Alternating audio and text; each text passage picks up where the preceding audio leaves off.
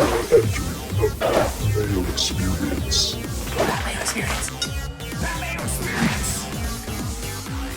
Mayo Experience. Experience.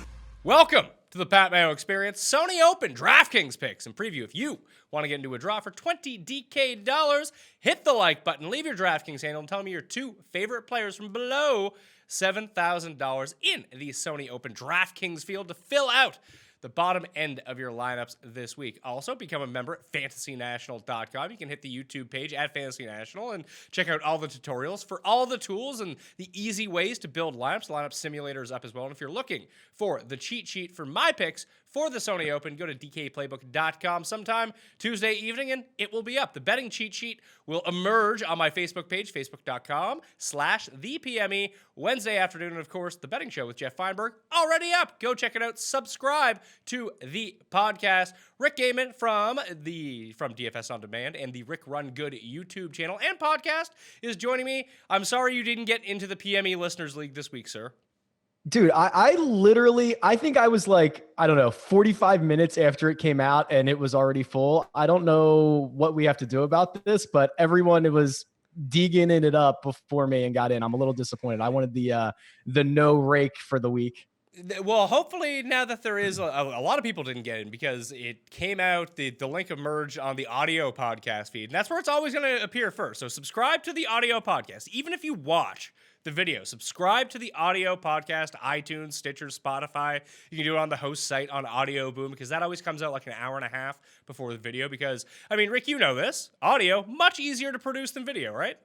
Much easier, much faster. But yeah, I wanted to donate my $15 to $45 to everyone, and now I don't even get an opportunity to do that, Pat. I don't know what's going to happen here. So what you need to do is if you're on the social medias, you at DraftKings or at DK Live or at both of them and just tell them you want to make the contest bigger. We only had 250 spots this week, and I believe it closed before the video came out. So by like 3:30 p.m. Eastern time, or potentially even before that, it had already filled the 250 spots. I told them it would fill, but they were like, hey, we're going to start small, see how it goes, build some buzz for it. So hopefully for Career Builder, we can get it bigger. And then by the time Tiger comes back at Torrey Pines, that we're up to like 1,000, 1,500, something like that. I think it's, do you like the structure of it? Because I tried to work on it, but I never always have the best ideas. But I thought 3 max $15 really seemed to work. It's a very flat payout structure. Yeah, I think it's perfect. Honestly, everyone complains about the top heavy payouts. I hate it when you're playing like, a $10 GPP and the first payout is like $15. I think that's pretty wacky. So yeah, I love the idea of it. I don't care if first prize is $1 million or 100,000 or anything like that. I think it is a sustainable ecosystem that I think DraftKings should use for a lot of other contests. And look, it's a great idea too. If you can get like 2,000 people, and those are active DraftKings users. I have my doubts that people are just going to go on unless it's Cust, because that's what he does. Cust really enjoys just playing our private contest and then like not knowing how to enter any contest because he's Cust. Yeah, I will dump all of the money I win back into something else on the site. Like, no problem. Like, it'll take me 24 hours. Yeah, you just let them know at DraftKings, at DK Live, to make the PME Open a little bit bigger, maybe a lot bigger, so everyone can come play. But let's talk about the Sony Open this week because there's a bounty of other contests, too. It's really nice to see the $5 already up at this point in the season to a $50K first prize. I don't think that I think we may have had a $100,000 first prize for, I want to say Phoenix, maybe, but I really just remember it at the Masters, and then the following week at the Heritage, it was 100K. Then it was 100K the rest of the season for that $5 contest. But if we're already here, I think at the Sony last year it was 20,000. So it's nice to see that people are back in on golf right away. Yeah, really good sign. I don't remember what the numbers were either, but I remember kind of being a little underwhelmed to start the year, but not so much this year. I think it's a pretty clear indication, and we've talked about this before, golf is a really good daily fantasy sport. And the fact that you've got a lot of young guns and Tiger's back already, and there's just a lot of buzz right now, this is a really good time to be playing. And it's a really good time for guys like us who now we get a full field event with a lot of players that are new, we haven't heard of. If you're doing your research and you're out there and you're making optimal or at least plus EV lineups, I think you're in a really good spot to find some success early in the season.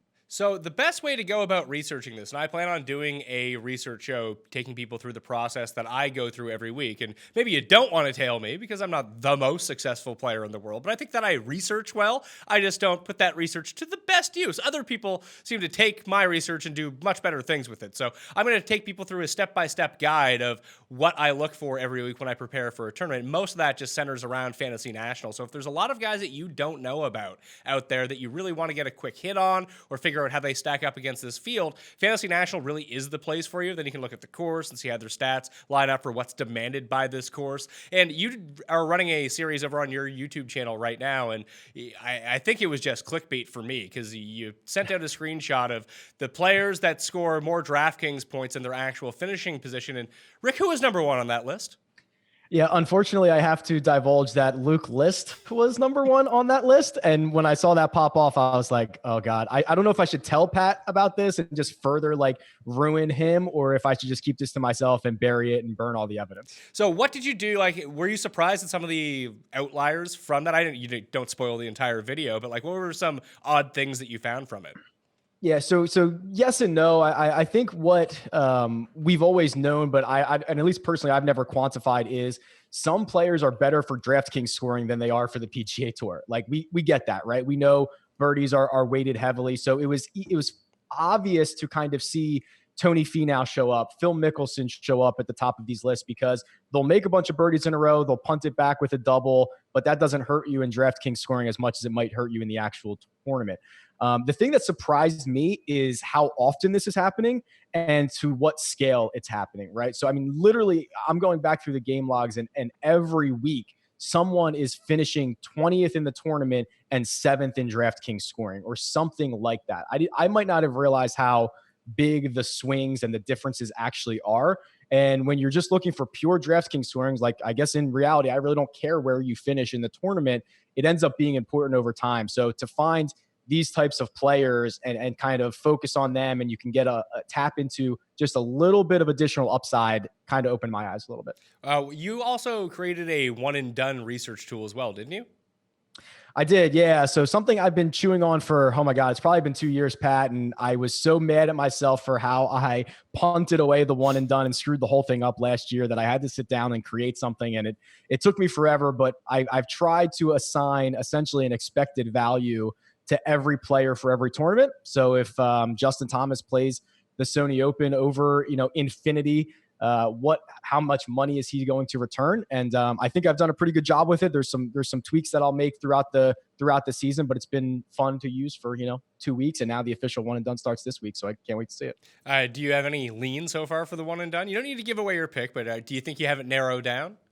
So I do. I have it narrowed down. I've actually got my picks in. And I think I'm trying to not make the same mistakes I made last year. So I can kind of, not to give this away, but I think your studs who are in smaller fields or fields with other or less other studs. So in this case, there's only a handful of guys at the top of this that I would consider a stud or a really good player. They have a better expected value to win one of these smaller tournaments than to go out and win the Masters or the US Open, where they're just absolutely stacked fields. So I will be taking studs in smaller events this year and then trying to find maybe some more value or some mid-tier guys in the majors. All right, and you can find all Rick's work at Rick Run Good, the YouTube channel, or DFSOnDemand.com. And let's talk about some of those studs. If we go to the very top of the pricing this week for the Sony Open, you're going to see the winner 2 years ago, a guy who shot 59 in the first round and set the course record. It was Justin Thomas. He's $11,400. Bryson is 11-1. Gary Woodland, last week's loser, is $10,800. Leishman 10-5. Jordan Spieth 10-3. 0-time winner in 2018, Jordan Spieth. We're seeing him for the first time this season. So what do you make of this very, very top end? I love Justin Thomas. I think that he and Bryson are by far the two best players in this field, but I think this course really sets up more towards Justin Thomas versus Bryson. Bryson always consistently gains strokes off the tee. That's really his bread and butter, and he led the field last week in putting, and we saw that the ball striking just wasn't there, where Justin Thomas is sort of the opposite. He gains so many strokes through approach. He's generally a pretty good putter, and he was not at all last week. And off the tee, he's pretty He'll gain half a stroke over the course of a tournament, where Bryson's ball striking isn't where I want it to be for right now. I still like Bryson more long-term, but for this specific event, I like Justin Thomas way more than any of these top 5 guys. Yeah, you nailed it for me. Justin Thomas lapped the field in strokes gained approach last week. He's not going to lose strokes like he did last week in putting as often as we might think. But yeah, I mean, he's just playing well. This is obviously a great course fit for him. And I don't think the price is even high enough, Pat. We've seen, I don't know what I saw him at probably like 6.5, 7-1 to win this event. And when we've seen the numbers get to that point in the past, we have seen DraftKings salaries climb closer to 12,000. We've seen DJ be there. We've seen Rory has been there at times. So Justin Thomas at 11,400 is actually probably on the low end. I think he could be even a couple $100 higher than this, considering he does have the past champion status. He's got the course record. He shot a 59. I don't know what else he needs to do to get over 11.5 or higher, but I agree with you. He's going to be in a prime spot. And then the rest of these 10K guys, there's a lot to unravel here. Bryson probably will end up being the guy left out, because you can spend up for $300 and go get Justin Thomas, or you can come down and just snag Gary Woodland and Mark Leishman, who had really public and really they're really prime time finishes at the Century Tournament of Champions and played really well, that I think Bryson probably gets left out here. Yeah. I think so too. It'll be between him and Spieth of who has the lowest ownership of this top 5, which is really strange to think that like Leishman and Woodland are definitely going to be above them. But I like Leishman more than I like Woodland here, and it looks like Gary Woodland is going to play. There was rumors that he was going to withdraw. He hasn't, at least of Tuesday morning when we're recording this. But do you have a preference between those two? Because I like Leishman. I lean Leishman just a small bit. I think they're really close in all of the stuff that I've kind of put together and put out. I think where we're going to get to when we need to talk about what stats are really, really important for this course, it's going to be a lot of putting stats. Woodland putted the lights out last week, but we were kind of talking about this earlier. I don't know how sustainable that is. Leishman to me is probably a more solid, consistent option. So it's a very small lean on Leishman, but I honestly have them scored pretty closely. Well, let's discuss those stats that you were talking about. Why putting so much this week? I know it's influenced a lot of the winners, and I guess we haven't really seen a really poor putter win here, unless you consider Jimmy Walker a poor putter. But at the time when he went back-to-back, he was making everything, especially on Bermuda grass. So I didn't factor it into my modeling whatsoever, because I never do. But should I be doing that?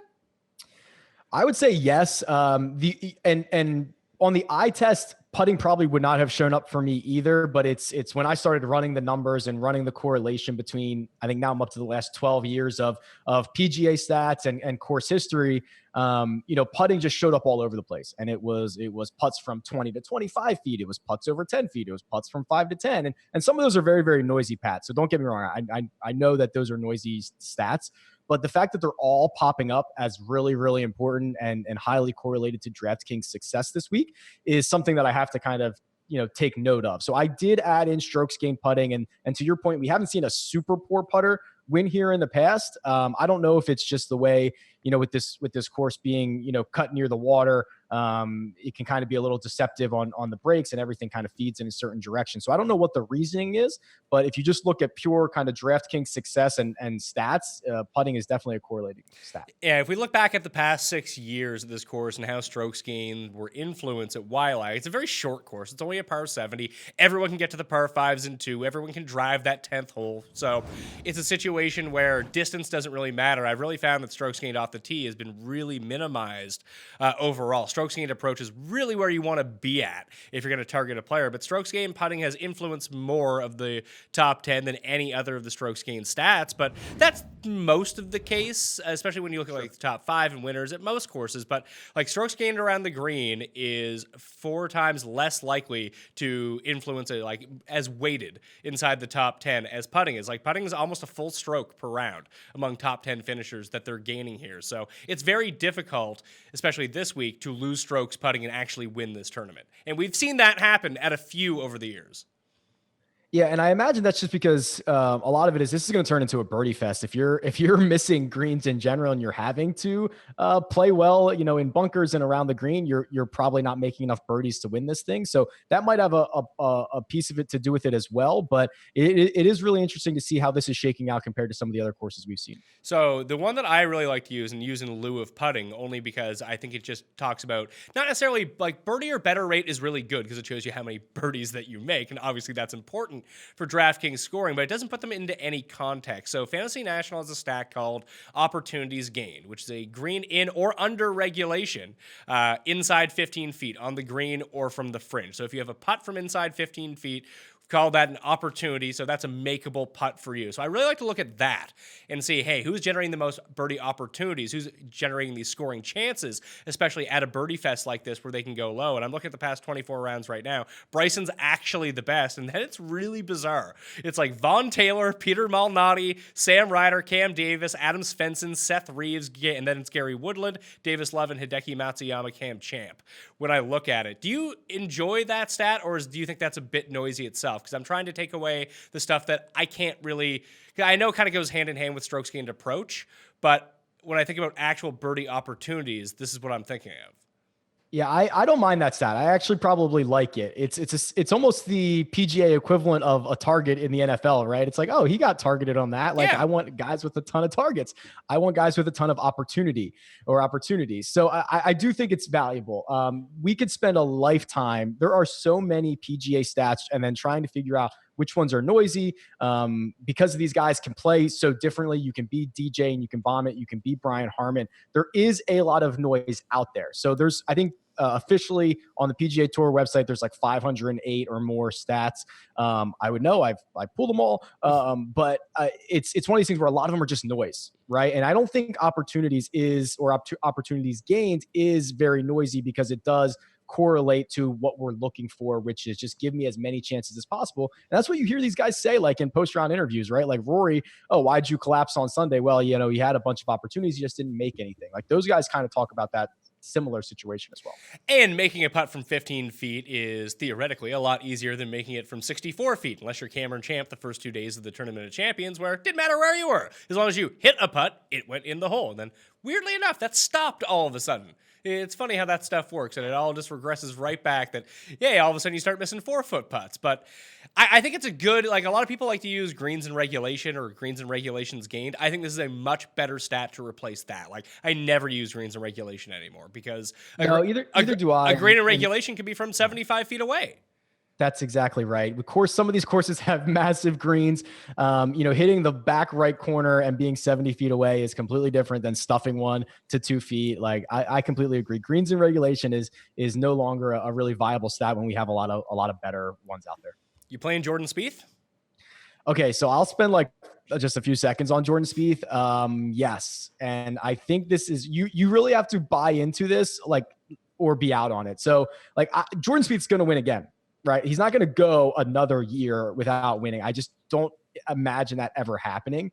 So you have to decide whether you are going to kind of ride the wave and just hang on to him and be there for the win, or if you're going to wait and see what happens first.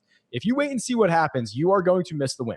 I think missing for a couple of weeks, but having him at like 10% owned when he actually does win a golf tournament is probably more valuable than missing out on the times that or fading him in the times that he whiffed. So I will just kind of long-term for the season be on him more than the industry is, just because I want to be early rather than late. It's a lot like the Rory situation from last year, that when he came over and started to play on the PGA Tour, it was kind of like, Rory's one of the best players in the world. No one is using him at any of these tournaments because he's playing so poorly, that just put him in your lineups every week, allocate a certain percentage of your lineups, maybe it's 25%, keep playing Rory, because when he hits, he's going to lead the field in DraftKings scoring by such a ridiculous margin that's not even going to be close. And then everyone cashed in at Bay Hill when he was like 6% owned. Yeah, exactly. It's one of these situations where you have to decide if you can handle it. And with what we're seeing right now, early projections on Spieth this week and then in future weeks, you probably don't need to allocate that much to be overweight on him. Like you said, 25% this week. If he's only 10%, like you're in a really good spot if he finds it and you haven't punted all your lineups to Spieth if he ends up just missing another cut. I don't love him for this particular course. I think that I'm going to jump back on him once we get back to the mainland, and maybe he'll end up playing Pebble Beach, a place where he's had success in the past. I know he's won in Hawaii before, but it was really just I don't like what he does off the tee. And I know it's minimized here because you can miss the fairway no problem and continue to actually people gain more strokes hitting from the rough at this course than they do from the fairway. So it's not that big of a deal. But he's actually one of the few players in the field who can he tanked his tournament here last year by making a quadruple bogey in the first round because he shanked it out of bounds. And he's still losing so many strokes off the tee, even though the irons have come back, even though the putting has come back, and we saw that even through the swing season. He was not successful in the swing season because he was dropping like 4 strokes per tournament off the tee. That's crazy.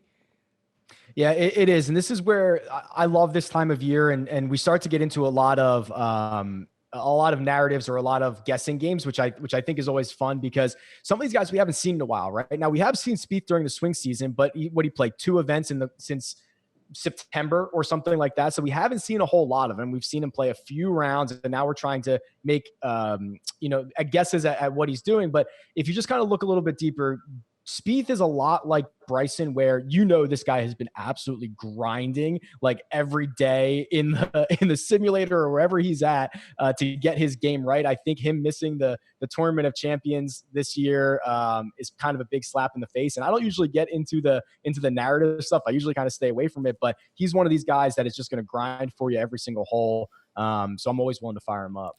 I do think that he rebounds this year, and it's going to be the places maybe where he's had success in the past that he pops back up. We might even see him the week as Valspar kind of gets left in the dust with the new tournament scheduling, that there's just no reason for anyone to play it. Maybe he'll pop back up there, and all of a sudden Jordan Spieth gets the mojo going again before the Masters. And even though he had a bad season last year, he still almost won the Masters.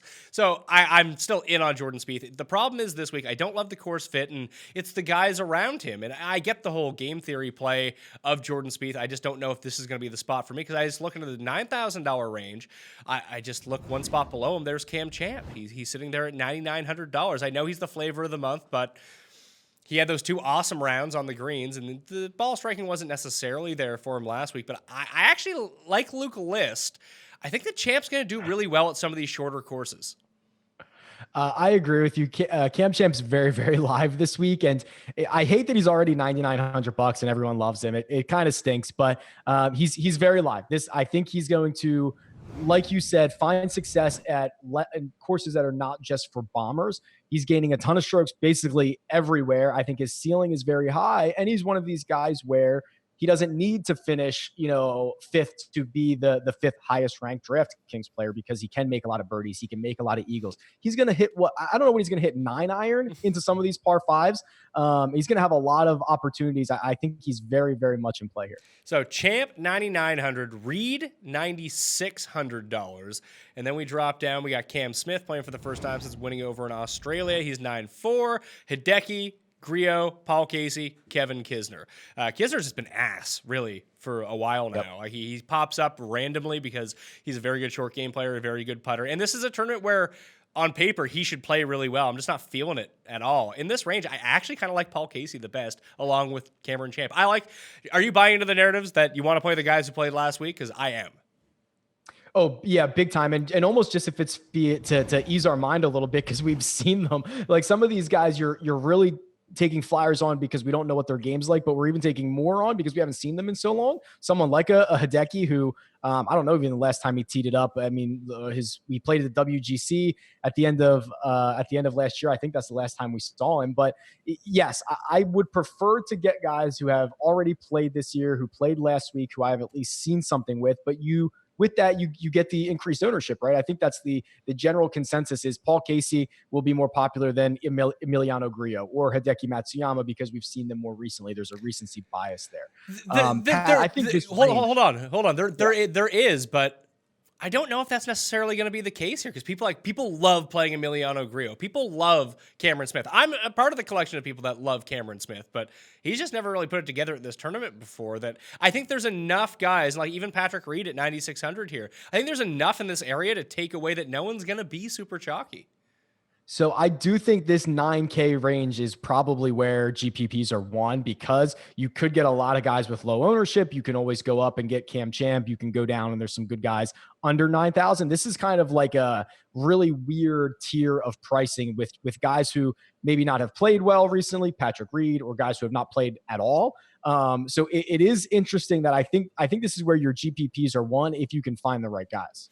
Okay, so the 8K range. Is it going to be Hideki for you, or are you going to go in the Paul Casey train with me? Yeah, so I like Paul Casey, but Hideki, I pulled up like the last 30 weeks of strokes gained numbers, which is kind of weird. It goes back to June and some of the events don't have it, but Hideki's 5th in this field in strokes gained total. He's got like a weird new putting style, which honestly his putting couldn't get any worse. So try anything you want, Hideki. So we'll see how that goes. And I think he's the guy that probably garners most of my ownership in this range. And then it goes to Paul Casey. Yeah. So it'll be Champ and then Casey for me. I'll probably leave the rest alone, depending on the builds. Like there is a world where I don't play Justin Thomas in some lineups, and then I just start with Cameron Champ and work my way down. And that's a good way to alleviate a lot of some of the chalkier ownership guys, only because that's not going to be a popular build this week. That people are definitely going to have one of the plus 10K guys that if you just don't do that, then your odds of getting duplicated just aren't there. And this isn't like last week where there's only 34 guys in the field that like you can spend all your money and chances are you're probably not going to get duped unless you play the 6 most popular guys on the slate. So I wouldn't worry too much about it. But looking at Hideki just for a second, he played at the WGC HSBC Champions in China. He was T30. He's actually played 3 times since then. He played twice on the Japanese tour, and then he played in the Hero. So he was T46 at the Mitsu Sumimoto Visa Taihyoto Masters, so that's not good. And then at the Dunlop, the one that Brooks always plays in, he was T44. Then he was dead last at the Hero. So that's not great. Those aren't good numbers, Pat, when you finish like 40th to guys that you should be, smacking around on the course in Japan. I would say no. That's just my opinion, though. I mean, other people could read it in as many different ways as they'd like. Yeah, I didn't realize he had played twice in Japan. I knew he played the Hero, but yeah, those are not good numbers, Patrick. No, and we'll get to some Japanese players that maybe you can play a little bit later on. They just have to fall a little bit down on the pricing list this week. $8,000 players for the Sony Open. Charles Howell III, Mr. Sony Open himself, is $8,900, and he does fit the narrative of a guy who played last week for the first time in like 3 decades, so that's nice.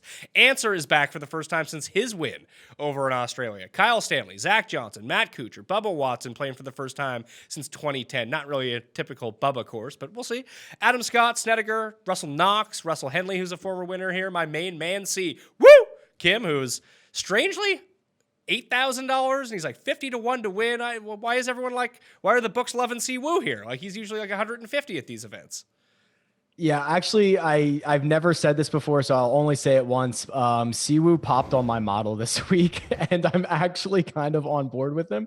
It's a small sample size of stats that we have early in the season, but he's putted insanely. He seems to fit the mold for someone who could find success here. I don't think I've ever seen Siwoo pop up on my model, and here we are. It's 2019. It's crazy. Well, he gained almost 10 strokes putting at the Shriners, which is just ludicrous. And he still only came tied for 15th, which is just insane. If you're gonna waste the week where you gain 10 strokes putting and you don't win, like that's just rough. Especially because Siwoo has won before.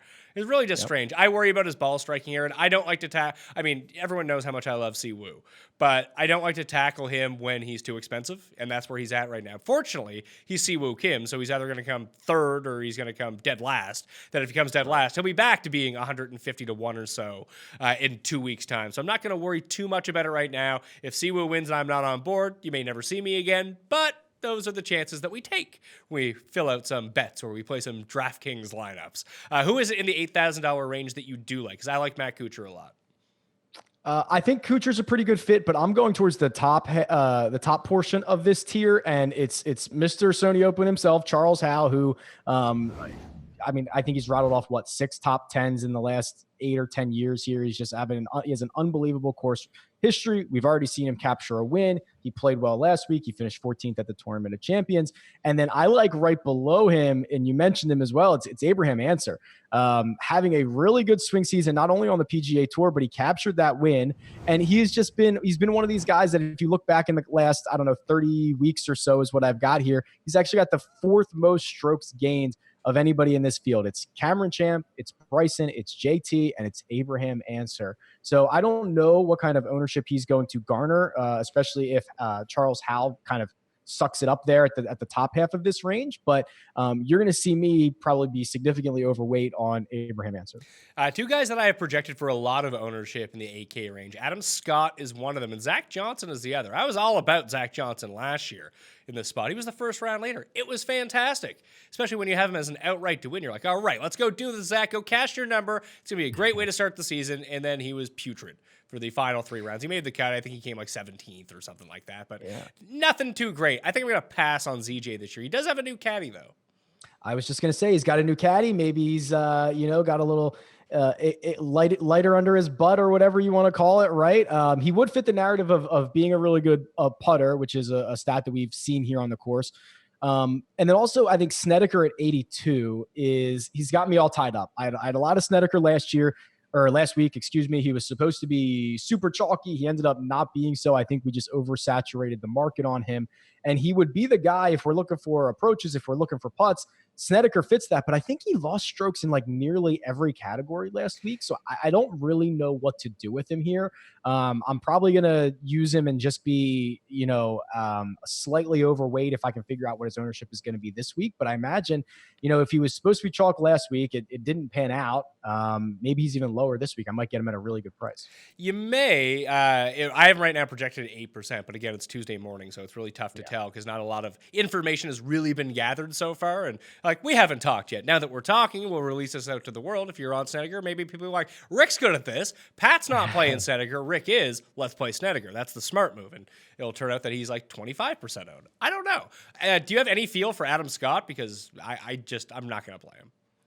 Zero. I haven't seen him in a while. I'm not really going to be investing in him. It's not necessarily a knock against Adam Scott. It's just that I can make cases for other guys in this range. I can make a case for Snedeker. I can make a case for Kuchar. That's the sandwich that Adam Scott is stuck in. So there's really nothing compelling for me to be like, oh, I really need to play Adam Scott. I need to find a way to get him into my lineups. I'm just going to be somewhere else there. So my favorite guy, like I mentioned, is Matt Kuchar from this range. He was sick on Thursday and Friday. As Feinberg pointed out, you could see him visibly coughing on the course. And then Saturday and Sunday, he got it together a little bit. He almost made a run. He got his top 20 paycheck, but he went bogey-free Saturday and Sunday at Kapalua. He's still one of the best par 4 scorers on tour. He's the best from the 400 to 450-yard range. He won at a correlated course that I have, the OHL at Mayakoba, and he's played well at the Honda Classic. Those are the 2 courses that I'm really eyeing in on as 2 that have just had a lot of crossover success over the year. Justin Thomas has obviously won the Honda Classic. Kuchar, Patton Kazire, even Johnson Wagner and Mark Wilson back in the day are guys that have won at OHL that have had success at this course in the past. Heritage might be another one to look at too because it's a shorter course that really relies on your second shot and putting. That one relies more on strokes gained around the green than putting, but a lot of second shot work is done, and off the tee doesn't really matter that much, whether you're short, whether you're long. No big deal here. So Kuchar I love. Kyle Stanley might be my second favorite. I'm going to mix him in with those Charles Howell and Abraham Answer like you mentioned. Doesn't this feel like a Kyle Stanley type course? Yeah, it does. He's one of these guys that can fit the mold, but when's the last time we saw him? It's been a while, right? WGC? I don't even know if he played the WGC. He was at 9 Bridges, I remember, because I liked him that week, and he was terrible. HSBC, he was 22nd. 9 Bridges, 66th. That's fun. Before that, though, he was 15th, 13th, 12th, 45th. So he's been lurking around. This is a much weaker field than he's been playing recently. Oh, for sure. For sure. Yeah, that's a really good point. I mean, we're getting a lot of the web.com graduates. We're getting guys who haven't teed it up, in a tournament in a while. This is one of the weaker fields of the year.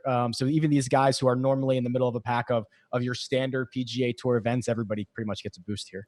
So when we get into the 7K range, and one of the reasons that I'm leaving that bottom of the 8K range alone and not taking Zach Johnson and not taking Snedeker and not taking Adam Scott is we look to the very top and there's Brian Harman. I'm probably going to pass on Brian Harman as well. Right after him, though, there's 3 guys in a row I really like. I really like Ian Poulter. I really like Patton Kizzire, and I really like Adam Hadwin. All 3 of those guys, I think, end up inside the top 20 this week. I'm very much in this range as well. I have a couple of those guys that you mentioned. I'm not as much in on Hadwin, and I'm a glutton for punishment on Keegan, which we can talk about. But I think the guy really is it's Patton. It's Patton Kizzire, right? And I'm not a big fan of like defending champions and all that goes into it. But quite honestly, he's going to show up and he's not going to have to deal with a lot of media obligations because they've got Jordan Spieth there and they've got Justin Thomas there and they've got Gary Woodland there. And just like, he can almost be like the defending champion and be forgotten about, which I think is good for someone like Patton Kizzire. Played well last week, played well at the RSM, obviously has played well here in the past, considering he's the reigning champ. So he's what's going to take a lot of my ownership in this range. And then really outside of that, I don't think Keegan this week, right? Because we know we need putters and Keegan is the worst. But there's just a lot of things to like for him kind of long-term. So he's someone I'm going to be very interested to track his progress. I actually kind of prefer he bombs this week and we can keep his price down pretty low and his ownership low. Cause I like him long-term because I think he does a lot of stuff that is going to find success at courses, but maybe not this one. So besides him in the $7,000 range, I think a lot of people are going to go with Chez Reavie. A lot of people will go with Chris Kirk, and a lot of people will go with Scott Piercy. Those are typical Sony Open type players. Piercy played last week, so that's going to fit his narrative really well. I like Pat Perez. He has 2 top 10s in his past 3 starts, and this is just the sort of course where Pat Perez comes to play. You got Bermuda greens, you have easy holes, and distance doesn't matter. So let's go Pat Perez. Yeah, I don't mind that. You know, there was a time, and I think I have this right, early last season where Chez Reavie was like $9,500 on DraftKings every week. And I was like, oh, he's the best player in the world. He's so consistent. He can do X, Y, and Z. And then he just fell off the face of the earth. Am I remembering him correctly? Oh, his swing season into the beginning of last year was very Chesson Hadley-esque. Right. That's the perfect way to put it. And he fooled me, and I will not be fooled again, Pat. I am not investing in Chez Reavie. I've seen a little bit of the Scott Piercy talk this week, but like, I don't know, like it would be wrong for me to continue to say, oh, I think Scott Piercy's great, but I've been talking about putting this entire video and I don't know. I don't know how I can get there. He's putting a lot of good results together. He's got 4 top 20s in a row, but I don't think I can get there on Piercy. How about you? No, I won't be there at all because there is the bottom of the $7,000 range that I just like a little bit more, and I think that fewer people will be on those guys. I'm actually looking at the FantasyNational.com simulator right now.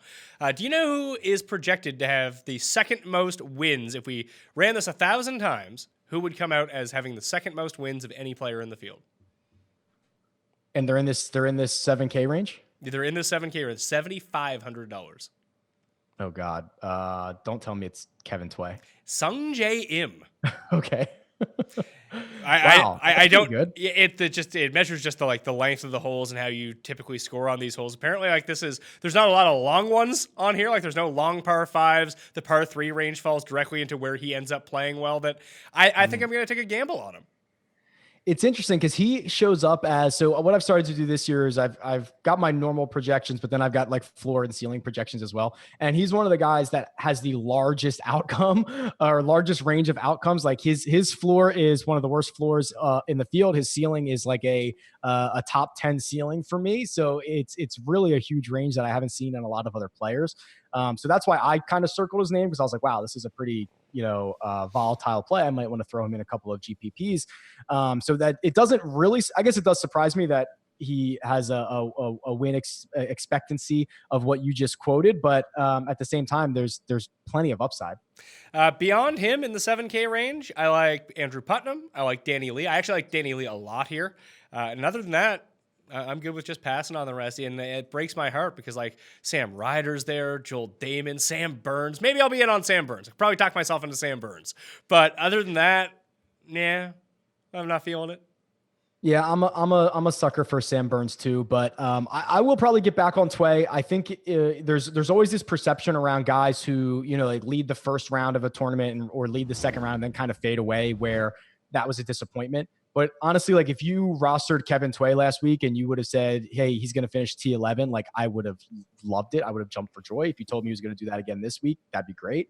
But I think perception of fading on the weekend as opposed to making a charge on the weekend dictates ownership in the next week. So I might get back on Tway. And then Andrew Putnam, as you mentioned, starting really well this year in terms of all of his putting stats. He popped off with both good drive percentage, strokes gained putting. He showed up on my model a bit too. So I will be allocating resources to Putnam. And then outside of those guys, I think you're right. There's really not much more I'd like. No Kevin Na, he's got the broken finger, and then we got a couple of old guys like Stricker and Sink, but probably no reason to fire them up. I'm usually a sucker for Stewart Sink, but Stu Manji is just going to miss the cut this week for me because I think you talked me into Kevin Tway just a little bit there too. So yeah, Tway, Putnam, Danny Lee, that range of four guys I do really like. Putnam, over the past 24 rounds, he rates out 25th in the modeling, but 11th in strokes gained approach, 19th in the field in par 4, scoring 9th from the key par 4 range, 400 to 450 yards, and 8th in par 3 scoring as well. He just sucks off the tee and doesn't make any eagles, so it really hurt his overall ranking. Yeah, then it starts to get really ugly down here in the below 7K range. I don't even know. So you're not on James Hahn for like a repeat performance here. Lahiri, Blom, any of these guys? No, not at all. How about Landry or Garnett at 7K because they both played last week? Yeah, okay. So those are the only guys that I think are viable because they've played on the PGA Tour recently. Garnett, I think, is fine. Landry, I prefer a little bit more. But then there are other guys. And speaking of guys who played last week, Troy Merritt, right? 16th last week. He's 6,700. Like he's in the pricing range where DraftKings just kind of threw like everyone they don't know what to do with. And this is like what I would do if I was pricing all of these guys. I'd be like, oh crap, like let's just make them all $6,800 because I have no idea what to do. And Troy Merritt's there, and he's there with a bunch of these guys who swing season hero like Seth Reeves and like Wee Kim. Like he's better than all of these guys. So I think there are some players you can pick out, starting with Merritt, and then I think there's a few more I can probably find. Merritt, I'm probably going to take a hard pass on. I know the putting has been there. It's been there over the course of basically the entire second half of the year and even translating over to last week. Guy cannot hit irons anymore, though, and that really worries me here. Yeah, it's gonna hurt. But at 60, so against his peers here, $6,700, or who else? Is there anybody else that we could get to? I mean, Keith Mitchell, he actually showed up as here we go. There you go. So he showed up a little bit in my models just because I think he had a 25th here last year. He's the type of player who can get kind of hot in a moment's notice, but pretty volatile at 6,900. How about Shugo Imahira, the 53rd ranked player in the world? I will be using him. Yeah, I literally do not know a single thing about him, but that he is the 53rd ranked player in the world, and I just learned that from you. All right, so that's step one. I'm just gonna read what I wrote up on him because I thought it was fascinating when I started digging in about and I think that everyone's just gonna use like Ollie in this range. So yeah, because people love Ollie. So let's see here, Papa Shugo, as I've been calling him. He finished the year, the past 20 tournaments that he's played, and they've all been on the Japanese tour. So he's won once, he's come second 3 times, he's come third 3 times, he's come fourth twice. Overall, 11 top 10s in those 20 starts, and 17 top 20s against just 2 miscuts over his final 20 events of the year. That's not bad. And he played this course last year and made the cut and came 54th, and he wasn't playing quite as well coming in. It's definitely not bad. How do we think the Japanese tour compares to like your average PGA tour? Because I feel like there's always some of these guys where, the Asian Pacific tour or the Latin America tour, somebody, I forget his name, the guy who won 4 straight events last year, then he made it to the PGA tour and he finished DFL. I wish I'm sure there is a way we can quantify what the average Japanese tour is compared to this event, but I don't know what that is. I think we can do that per strength of field. I guess the question would be, is the Japanese tour as good as the web.com tour? And the answer is probably no. I would assume no, but because if it was, it wouldn't be the Japanese tour, it'd be the web.com tour, or those guys would be over here. So I assume it's probably not. It's like a 3rd or 4th tier type of tour, but I do think there is something to speak to if you can find the winner circle, right? Like it doesn't matter if you're playing with your buddies. It doesn't matter if you're playing on the Japanese tour. It doesn't matter if you're like it's hard to win a golf tournament, no matter where it is. So I do like to see guys that can at least, pile up wins. I think that's worth it. I just think it just shows a lot of consistency, at least where his game is at. So let's say maybe his peak is actually, like I said, he came 54th last year. If you can get in like T17 or something like that, I think it's more than worth it. Oh yeah, I think you'd be thrilled. Any interest in this name I throw out way too much. Sam Saunders here? No, zero. Isn't he like Mr. 59? Come on. If this is going to be a birdie fest and you need someone who can go low, wouldn't Sam Saunders fit that mold? No. I only ever use Sam Saunders as first round leader. That's it. Oh, that's probably not bad. That's probably a better situation than actually playing him in DraftKings lineups. Yeah, you play him in like first round showdown lineups and bet him as first round leader, and then just don't worry about it. There you go. Okay, I'll do that. I'll get on board. Because how often has Sam Saunders actually turned out well for you? Rarely. But listen, I'm a glutton for punishment. We're under $7,000. He finished 25th here last year. I mean, I can convince myself of literally almost anything, Pat. Like I'll throw anybody in a lineup. So when we're getting down here to the web.com and the Japanese tour players, Sam Saunders always piques my interest. Now, let me tell you about a real good guy, my main man, Sebastian Munoz. He is, let's see here, $6,100. I love playing Munoz because he makes so many birdies. He makes a lot of bogeys, and that tends to be the problem with him.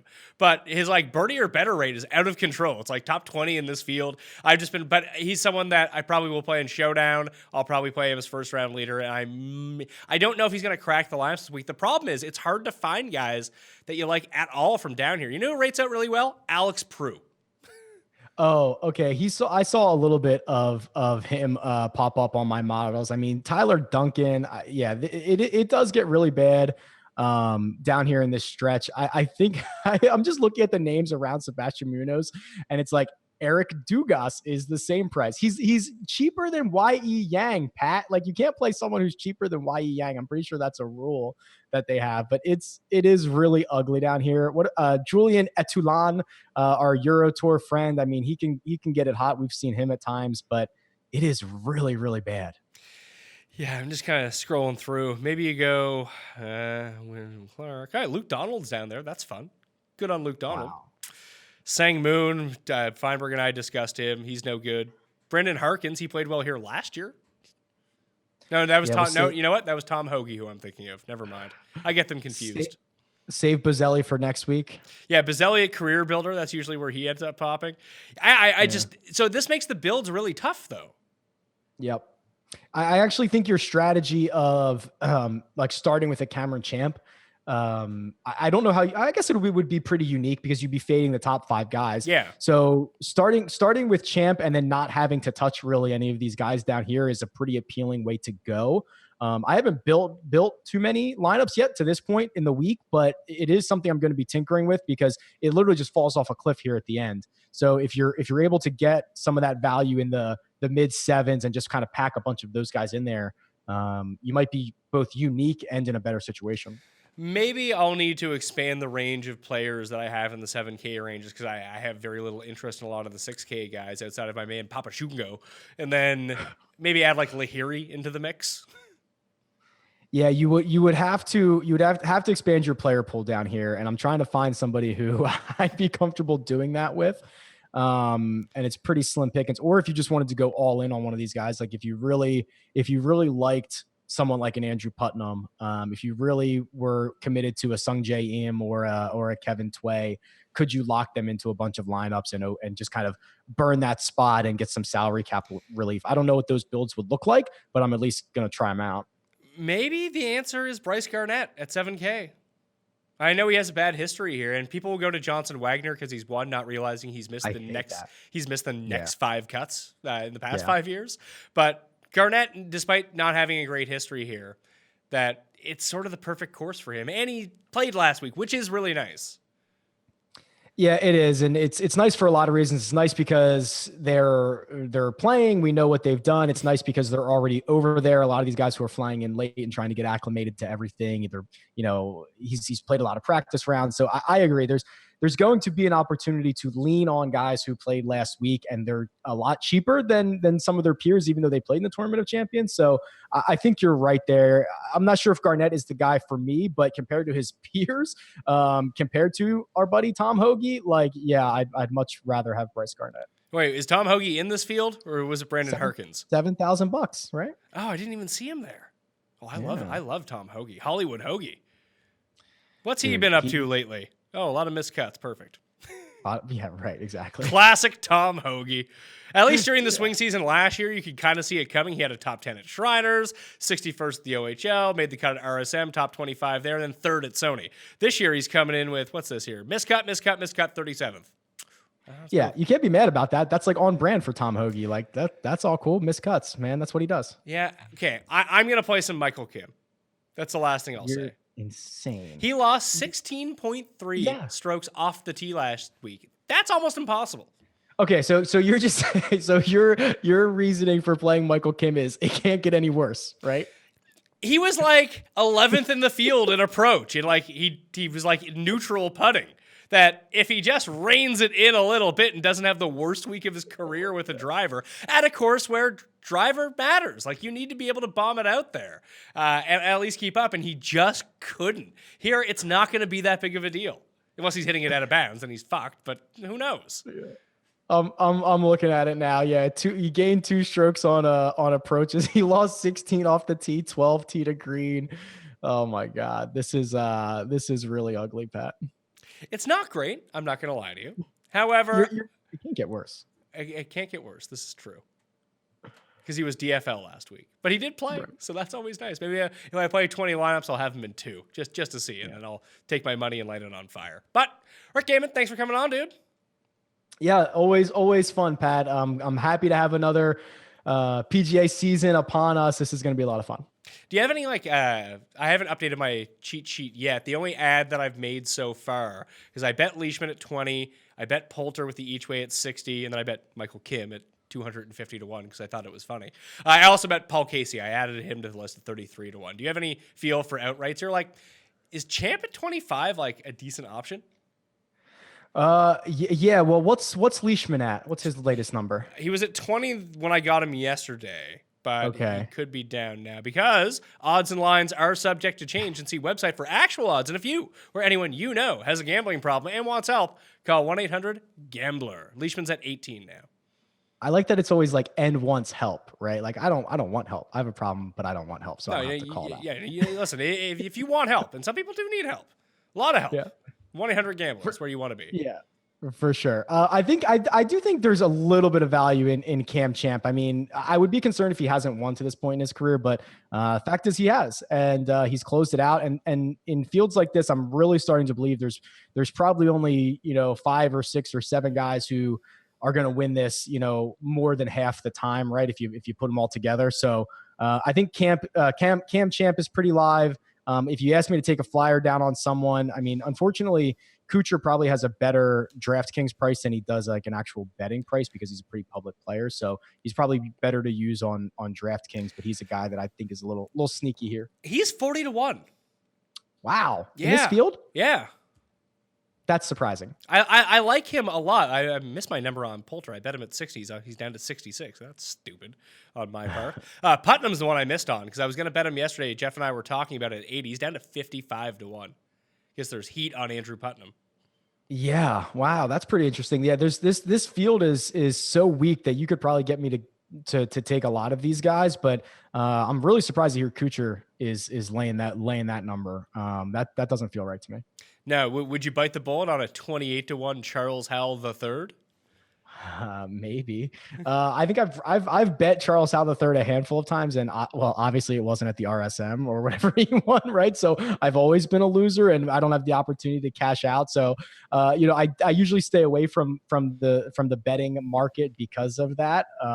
But yeah, what about Answer? He's probably in the same range, right? Because the DraftKings pricing is going to mimic some of the Vegas odds. Yeah. So Stanley, Answer, Kuchar, Zach Johnson, Kazire, and Snedeker are all 40 to 1. Yeah, that's unfortunate. Seems like a bit much. I'd like one of those guys over Hal. at 28. Yeah, I think Kuchar's going to end up being where I fall on this. You mentioned Tway, though. Do you think Tway could win? Ooh, I would say that yes, I do think he can win it. His game has honestly come a long way. I wish I had it up in front of me, but if you look at like his career strokes gained or really any arc, it's pretty impressive, and he flies under the radar. He does a lot of things well that not a lot of guys can do, right? He can get the ball off the tee. He showed his chops last week, at least for the first round or two, and apparently he wasn't feeling all that well. So we've seen him win in the past. I do think he can win. I don't know if he's going to win this week, but he's a guy that I think flies under the radar way more than he should. He hasn't missed a cut since the U.S. Open last year. He actually didn't make the U.S. Open. He played at the St. Jude the week before, missed the cut. Hasn't missed a cut since, has a win in that time. And since the Safeway when he won, he's gained in all facets of tee to green in every tournament he's been in since. Yeah. I mean, he's really impressive. He always shows up on my model, which is why I'm kind of into his stats, because he does everything. He does a lot of this stuff very well. So it's always like, oh wow, Tway again. So he's going to win again, and he's probably going to win again soon. I really like his game. So I'm interested in him. He's 75 to 1. Now that I'm not going to bet Putnam at 55. Maybe I can find the better number, but I missed the 80, so I'm out. That sucks. So I'll definitely have to play him on DraftKings now. And Danny Lee was the other one at 80, just because he's Danny Lee. He loves scoring on par fours and gets real hot when he's good. That is true. You're either going to get super scorching Danny Lee, or you're going to get 2 rounds and what do they call it, slam in the trunk. Yeah, you don't want to be a trunk slammer, but unfortunately, that's usually where he's at. Anyway, I've taken up too much of your time, Rick. Thank you for doing this. Appreciate it. Tell everyone where they can find your content. Yep, sure. So it's the Rick Run Good on YouTube. It's at DFS On Demand on Twitter, and DFSOnDemand.com. All the stuff we've been talking about. It's a lot of fun. Any football picks this week? Man, I'm so done with football. Like, I love it, and then like it gets to week 11, and I'm like, wow, this is kind of a drag. And no football. Football's done. It's the playoffs. Figure it out. All right, you can just sit back, enjoy your Philadelphia Eagles as they go back to back and win 2 Super Bowls in a row. Yeah, and I'm firmly a believer that Nick Foles should just absolutely retire. If he wins another Super Bowl, just retire, like sail into the sunset. Like, you're all good, man. No one's ever going to repeat it. If he wins a Super Bowl this year, does he make the Hall of Fame? Oh God. I mean, because no. really, like, what would be the difference between like him and Eli? Eli has played like more than 40 games in his career. Perfect. But I mean, they probably played the same number of good games in their career. I know, but what he will have is 2 separate displays with all of his jersey and his helmet and all that stuff. That's like Nick Foles, Super Bowl MVP. And that's like, he's in this wing of the Hall of Fame. But no, it's actually, we were talking about like consecutive playoff wins with my buddies. Like how many quarterbacks have won? I don't know what Foles is up to, like 4 or 5 consecutive playoff wins. And I bet you the number's pretty small. It's honestly crazy what this guy's doing. All right, Rick Gehman, check him out on Twitter at DFS On Demand. You can follow me on Facebook, Instagrams, and the Twitter machine at the PME. I actually just created a list of all my favorite golf follows. So if you go to my Twitter page, check out lists. You too can set up, if you use like TweetDeck, you can set up a column, and it's just golf news coming at you. If you're into lists or into Twitter and golf, if you're into all 3 of those things, you probably enjoy this list. FantasyNational.com, get a weekly, monthly, or yearly membership to the site. Lineup generator, ownership projections, the full stat database, a tournament simulator. It's where I get all my stats. You can too. No picks on the site. Let you do the work for you. There's tutorials up everywhere too. My cheat sheet will be up on DKPlaybook.com. My betting cheat sheet will be up on the Facebook page on Wednesday, and that'll do it. Enjoy the Sony Open. Good luck this week. Someone go win a bunch of money, and remember to subscribe to the podcast so you can get the link to the Listeners League. I mean, you don't even have to listen to the show if you don't want to. Download it. That would be great, but the link will be in the description of that show. It's the first place you'll find it for next week at Career Builder. I'm Pat Mayo. Thank you for watching. I'll see you next time. That Mayo experience! Experience!